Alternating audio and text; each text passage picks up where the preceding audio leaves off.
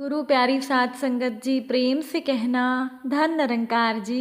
साध संगत जी, मुबारक ये त्योहार आपको दीपावली का। जिंदगी का हर पल मिले आपको खुशहाली का। प्यार के जुगनू जले, प्यार की हो फुलझड़ियाँ, प्यार के फूल खिले, प्यार की हो पंखुड़ियाँ, प्यार की बंसी बजे, प्यार की हो शहनाइयाँ, खुशियों के दीप जले, दुख कभी ना ले अंगड़ाइयाँ। साध संगत जी, आप सभी को दासी की तरफ से दिवाली की हार्दिक शुभकामनाएं। सतगुरु माता जी से अरदास है कि आप सभी की ज़िंदगी में खुशियों भरे दीप जलते रहें और आप सभी हमेशा खुश रहें, मुस्कुराते रहें। आइए आज दिवाली के दिन एक खूबसूरत सी साखी सुनते हैं। साध संगत जी, आज दीपावली के दिन 8 साल की चमेली और 5 साल का सोनू दोनों सुबह से बहुत खुश थे। पिछले 5 महीने से दोनों बेसब्री से दीपावली का इंतज़ार कर रहे थे। रामू कुम्हार और उनकी पत्नी दोनों ने बच्चों को दिवाली के दिन नए कपड़े दिलाने और अच्छी अच्छी मिठाइयाँ खिलाने का वादा किया था। साध संगत जी, हर रोज़ रोटी के साथ नमक और तेल में लिपटी हुई प्याज की कतरन को खाते खाते चमेली और सोनू का मन उब गया था। दिवाली को लेकर बच्चों के मन में गजब का उत्साह था। अब कुम्हार और कुम्हारिन दोनों ने बड़ी मेहनत और बड़ी आशाओं के साथ बड़ी शिद्दत से ढेर सारे अनेक आकार के दिए तैयार किए थे और उन दियों को बेचने के लिए उन्होंने अपनी झोपड़ी के आगे फुटपाथ पर कई पुराने बोरों में दिए सजा रखे थे।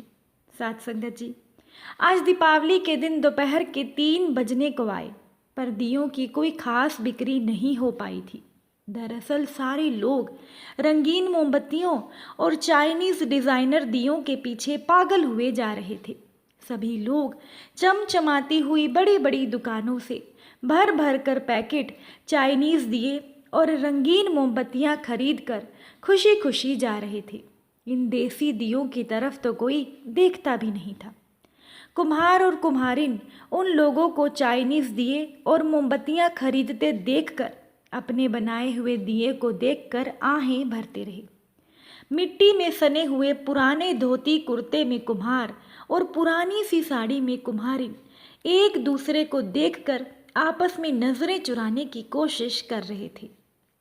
साध संगत जी, छोटी सी बच्ची चमेली अपने भाई सोनू से कह रही थी कि आज माई मुझे नई लाल रंग की फ्रॉक खरीद कर देगी और उसे पहनकर मैं परी जैसी लगूंगी। सोनू उससे चिढ़ाकर बोला कि नहीं, तू परी जैसी नहीं लगेगी, और ये कहकर सोनू हंसने लगा।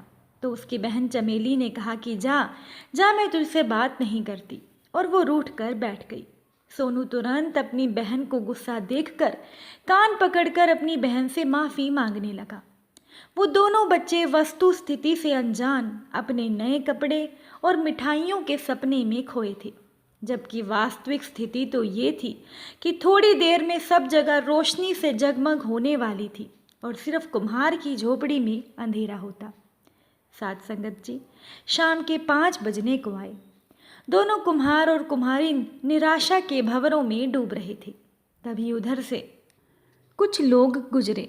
वो लगभग 30 लोग थे और वो 30 लोग अनाथ बच्चों के साथ दिवाली मनाने के लिए अनाथालय जा रहे थे। तो उनमें से एक व्यक्ति विनोद ने कहा कि पटाखों के बदले हम देसी दिए ले लेते हैं। तो दूसरे व्यक्ति नितेश ने उनका समर्थन किया और कहा कि हाँ, ये उपाय ठीक होगा, इससे प्रदूषण और ध्वनि प्रदूषण भी कम होगा। साध संगत जी, उस 30 लोगों के समूह में बहुत सारे लोग पहले से पटाखों के विरोध में थे। तो सभी लोगों ने मिलकर राय मशवरा किया और सभी देसी दियों, देसी मिठाइयों और रंग बिरंगी रोशनी वाली फुलझड़ियों के साथ पारंपरिक दिवाली मनाने के लिए अनाथ आश्रम में चले गए और उन सभी लोगों ने उचित मूल्य देकर कुम्हार और कुम्हारिन के सारे दिए खरीद लिए। अब पैसे मिलते ही कुम्हार और कुम्हारिन के चेहरे पर ऐसी मुस्कान खिल गई जैसे उन्हें कोई गड़ा हुआ खजाना मिल गया हो। दोनों ने बच्चों के लिए जाकर बाजार से नए नए कपड़े और मिठाइयाँ खरीदी। कुम्हार ने एक साधारण सा धोती कुर्ता और एक अच्छी सी साड़ी भी खरीद ली फिर वो कुछ मिठाइयाँ और खरीदने के लिए बाजार चले गए। साथ संगत जी, आखिर उन्हें भी तो पूजा करके दिवाली मनानी थी। कहते हैं ना कि ईश्वर सब देखता है, भगवान के घर में देर है अंधेर नहीं। साथ संगत जी, आप भी दिवाली के दिन किसी ज़रूरतमंद के चेहरे पर खुशी लाइए, ताकि वो भी अपना दिवाली का त्यौहार बहुत अच्छे से मना सके। साथ संगत जी, पूरे मोहल्ले में दिवाली की धूम मची हुई थी। मोहल्ले के सारे बच्चों ने नए नए कपड़े पहन रखे थे। बच्चों के शोर शराबे से पूरा मोहल्ला गूंज रहा था। हर घर दीपों की रोशनी से झिलमिला रहा था और कहीं कहीं पर बिजली के बल्ब भी शान से टिमटिमा रहे थे। लेकिन इन सभी रंगीनियों से बहुत दूर कमला काकी का मकान लगभग अंधेरे में डूबा हुआ था। हालांकि उनके मकान पर भी 2 दीपक जल रहे थे, लेकिन इस जगमगाहट में वो 2 दीपक निस्तेज से लग रहे थे। अब किसी को कमला काकी की खबर हो या ना हो, लेकिन एक नन्हे से बच्चे आदित्य को ये बहुत अजीब लग रहा था। वो सोच रहा था कि आखिर कमला काकी दिवाली क्यों नहीं मनाती। आदित्य को अच्छी तरह से याद था कि कमला काकी ने पिछले साल दिवाली पर भी दिए नहीं जलाए थे, और शायद उससे पिछले साल भी नहीं। आदित्य को ये अच्छा नहीं लग रहा था कि दिवाली के दिन कोई दुखी और उदास रहे। वो अच्छी तरह समझता था कि जब कोई दुखी और उदास होता है वो तभी त्यौहार नहीं मनाता है। लेकिन कमला काकी को क्या दुख है, ये बात आदित्य नहीं जानता था। आदित्य ने सोचा कि आज मैं काकी का दुख जान कर ही रहूँगा। ये फैसला करके वो जा पहुँचा अपनी माँ के पास।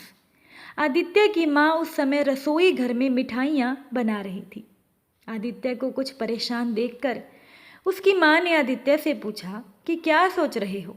आदित्य ने कहा कि माँ, कमला काकी हमारी तरह बहुत सारे दीपक क्यों नहीं जलाती। आदित्य की माँ ने कहा कि बेटा, वो बहुत दुखी हैं। उन्हें दिवाली का त्यौहार अच्छा नहीं लगता, क्योंकि दिवाली के दिन उनका इकलौता बेटा पटाखे चलाते समय दुर्घटनाग्रस्त होकर मर गया था, और उनके पति भी नहीं हैं। बेचारी कमला काकी मेहनत मजदूरी करके गुजारा करती है। आदित्य ने अपनी माँ को कहा कि माँ, आप मुझे हमेशा कहती हो कि दीन दुखी की सेवा करनी चाहिए, तो क्या मैं कमला काकी का बेटा बन जाऊं? आदित्य ने आज्ञा लेने की दृष्टि से पूछा। आदित्य की माँ ने कहा कि किसी अच्छे काम के लिए मैं भला क्यों मना करूंगी। माँ ने मुस्कुराते हुए कहा। अब माँ की स्वीकृति मिलते ही आदित्य का चेहरा तो खिल उठा। वो सरपट कमला काकी के घर की ओर भागा, लेकिन माँ की आवाज़ सुनकर उसे वापस लौटना पड़ा। आदित्य की माँ उसे कह रही थी कि बेटा, ये मिठाई तो लेते जा। कहते हुए जब माँ ने मिठाई का डब्बा आदित्य के हाथों में थमाया तो आदित्य को अपनी माँ पर गर्व हुआ। साथ संगत जी, मिठाई का डिब्बा लेकर आदित्य कमला काकी के घर की ओर दौड़ा। प्रसन्नता के मारे उसके कदम धरती पर नहीं पड़ रहे थे। आज आदित्य किसी बेसहारे का सहारा बनने जा रहा था। जल्दी ही वो कमला काकी के घर पहुंच गया। कमला काकी घर के कोने में बैठकर रो रही थी। शायद उन्हें अपना बेटा याद आ रहा था। आदित्य ने पूछा, काकी आप क्यों रो रही हो? पर काकी चुप बैठी रही, जैसे उन्होंने कुछ सुना ही ना हो। आदित्य ने काकी को हाथ से झकझोर कर पूछा, बताइए काकी, आपको क्या दुख है? लेकिन काकी ने आदित्य के प्रश्न का कोई जवाब नहीं दिया। अपने आंसू पोंछते हुए उन्होंने आदित्य को बैठने के लिए कहा, पर आदित्य तो जैसे घर से दृढ़ निश्चय करके आया था। आदित्य ने कमला काकी से कहा कि मैं जानता हूँ आप दीपावली के दिन बहुत सारे दीपक क्यों नहीं जलाती, और आप अभी भी रो क्यों रही हो, मैं सब जानता हूँ। आदित्य की जिद के आगे काकी को झुकना पड़ा। उन्होंने भरे गले से इतना ही कहा कि मुझे अपने बेटे की याद आ गई थी। अगर आज वो जिंदा होता तो वो भी तुम्हारे जितना होता। आदित्य ने काकी से कहा कि अगर बेटा नहीं रहा तो क्या मैं आपका बेटा नहीं बन सकता? अब मुझे अपना बेटा बना लो। आदित्य ने भोलेपन के साथ कमला काकी से कहा कि आज से मैं तुम्हारा बेटा हूँ। कमला काकी ने बेटा कहकर आदित्य को गले से लगा लिया। आज वर्षों के बाद कमला काकी के घर में दीप झिलमिला उठे थे। साथ संगत जी, आज दीपावली के दिन आप भी किसी की ज़िंदगी में खुशियों के दीप ज़रूर जलाइएगा। आइए इस दिवाली पर घर की सफाई करने के साथ साथ हम अपने मन की सफाई भी कर लें। हमारे मन में जो अनगिनत शिकायतों का कचरा है उसे निकाल कर बाहर फेंकें। बेच दें उसे क्षमा रूपी कबाड़ी को, रद्दी वाले को, और उसकी जगह खरीद लें शुक्राना। शिकायतें जो हैं हमें अपनों से, बेगानों से, पड़ोसी से, परिवार से, हालातों से, ज़िंदगी से, खुद से, रब से। आइए इस दिवाली सभी शिकायतें छोड़कर हम शुक्राना अपनाएं और कहें कि हे ईश्वर, हे सतगुरु, हे निरंकार दातार, तेरा हर पल धन्यवाद है, शुक्र है। हे परमात्मा, तेरे दिए हुए इस अनमोल जीवन के लिए, बेशकीमती सांसों के लिए, अनगिनत सौगातों के लिए, सभी उपकारों के लिए तेरा लाख लाख धन्यवाद।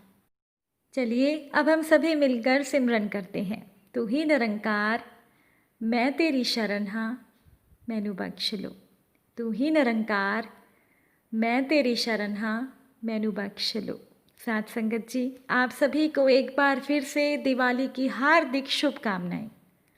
खुशियों के दीप जलाइए, खुश रहिए और दूसरों को भी खुश रखिए।